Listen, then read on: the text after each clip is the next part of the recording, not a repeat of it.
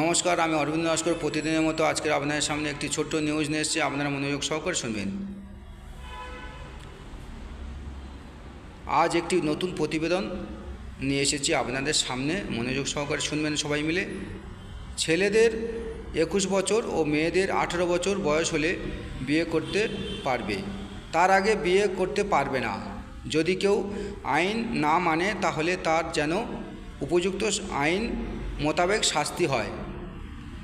না হলে আমাদের দেশে অনেকে আছে 15 বছর থেকে 16 বছর বয়সে অনেকে প্রেম করে বিয়ে করছে, তাই কম বয়সে বিয়ে পরে বিভিন্ন কারণে ডিভোর্স হয়ে যাচ্ছে।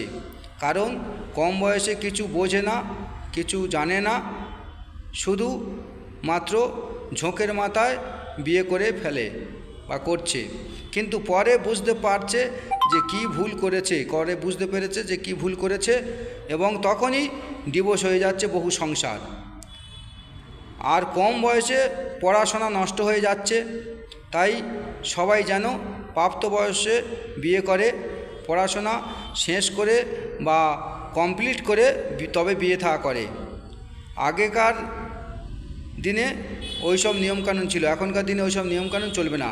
আগে কেরিয়ার তৈরি করতে হবে, আগে কেরিয়ার তৈরি করুক, তারপর বিয়ে করুক একটি নির্দিষ্ট নিয়মে, তাহলে ভবিষ্যতে কোনো সমস্যা হবে না বা কোনো ডিভোর্স হবে না। তাই সরকারকে গুরুত্ব দিতে হবে, তবে সমাজ সচেতন হবে। তো এখন আসছি। জয় হিন্দুস্তান, জয় ভারত।